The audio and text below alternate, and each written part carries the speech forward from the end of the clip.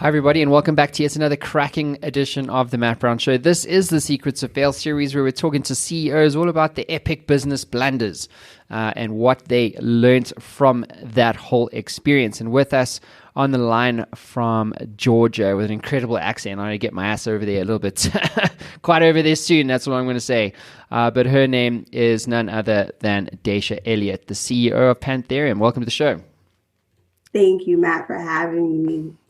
No, that's all good. So let's kick us off with what we always do here, which is the elevator pitch. What are you guys up to at Pantheon? Yeah, so Pantheon Solutions Group is a think tank for corporations that want to do more good. So think about those corporate social responsibility, all those initiatives. We make sure that folks are actually knowing where the money is going and is it truly making an impact. For those who may not know, Fortune 500 companies are spending over 20 billion with a B dollars on this corporate social responsibilities, but it doesn't have a framework like finance or like marketing. And so how do you know that what you're doing truly matters? And so corporate social responsibility, it's crucial because it shapes the perception of a company. It helps retain talent. It helps make things plain and simple and attractive to investors and different stakeholders. And so whether it's environmental initiatives, charity work, ethical labor practices, or any type of volunteer projects, $20 billion is going into this, but we have to be able to track where it goes. So what's the problem then? Is it about giving corporates greater transparency on where their money goes and the impact that it has on the ground? Yes, exactly. And so, again, there's not a solid framework. Oftentimes they'll deploy the money, but there's so many different managers or so many different entities that are relied upon to even carry those out. And so some of the biggest projects that we've worked on and tracked and made sure that all the stakeholders were actually able to benefit was the Reimagine Heartlands, as well as the Black Farmers Equity Initiative project. Amazing stuff. Well, look, let's get on to the meat and the potatoes of this here edition of the show. What is your story of fail for our audience around the world today? Oh, goodness. My story is about knowing the true cost of doing business and not accepting discounts. Yes. And so I think as business owners, sometimes we're just so excited. Sometimes when folks just pick up the phone, oh my goodness, you called me. Oh my goodness, we have this proposal. Oh my goodness, yeah, we could do the toilets and the sink and the, kitchen cabinets.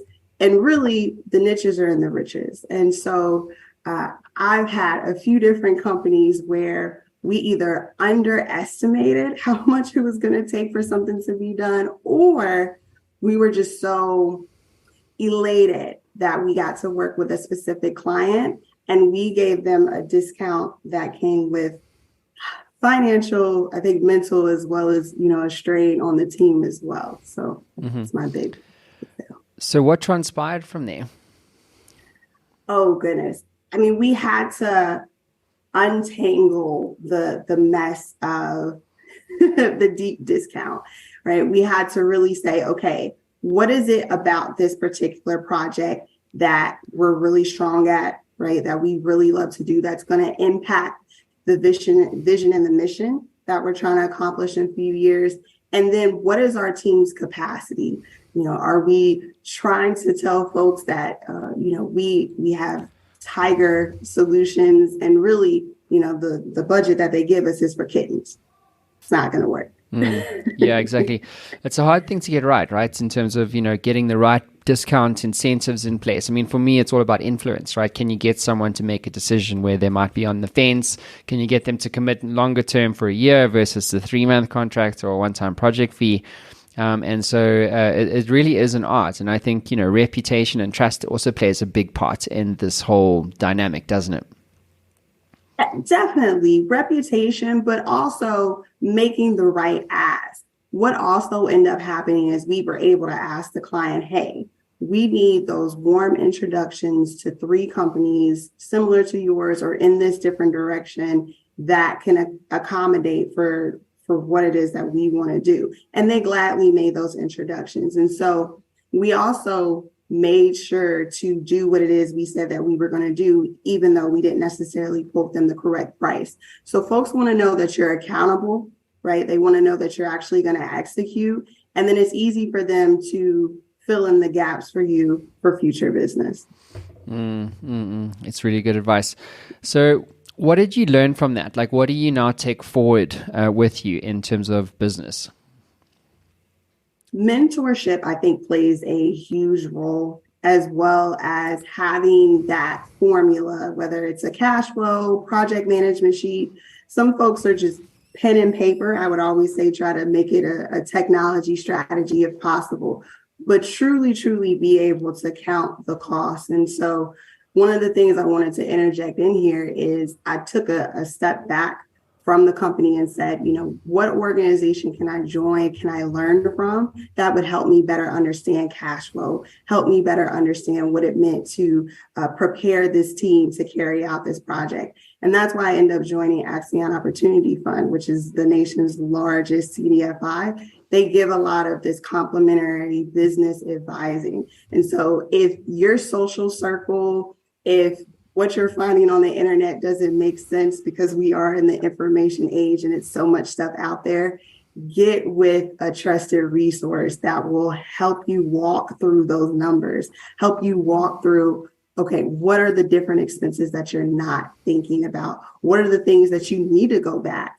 and ask the client, or can help you prepare for what that pitch should look like? AOF has the ability to do that.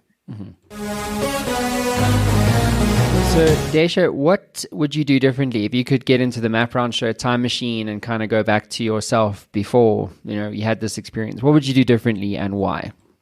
Oh, goodness. I would definitely take really strong inventory of this project from beginning to end, all the staff required, the different deliverables. And I would have really minimized either what it is that we promised we were outputting, or just asked, for the amount and some. And so whether it's adding in, that cushion, because things always go up, down, left, and right when it comes to any project, or even narrowing down what it is, like I said, that we were going to do. So instead of promising 10 things, maybe we promise a strong 5 and ask for the contract to be extended to carry out the rest. And in terms of your advice to CEOs and other entrepreneurs out there in terms of the importance of failing in business success, what is your words of wisdom to them today?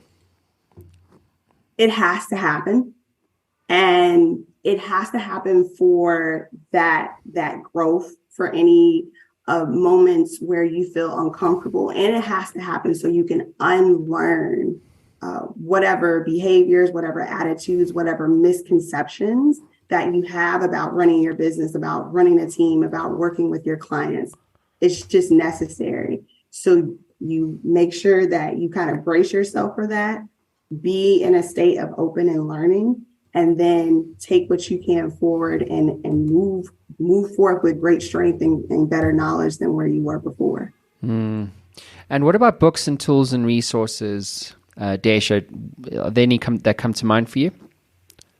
So I am reading Adventure Finance, and I'm also reading Rise of the Rest. And so the reason that I'm looking at both of those books, again, thinking about the cost, how do companies get backed? How do they get ventured? I'm looking at the Rise of the Rest because similar to me, I'm in Atlanta, Georgia. That's not necessarily Silicon Valley, but how is it that these folks in all these different cities around the United States have such great businesses and are really tapped into their ecosystem so that they can grow not only themselves, but other entrepreneurs. So I'm reading both of those right now. Yeah, I haven't read those books. I'll definitely post them up in the show notes for everyone. But Desha, thank you for being on the Secrets of Fail series. That concludes your time in the hot seat. Appreciate you for being vulnerable. Obviously, what you're doing is important work, and I wish you all the best for the future. Thank you, Matt. Take care. Thanks.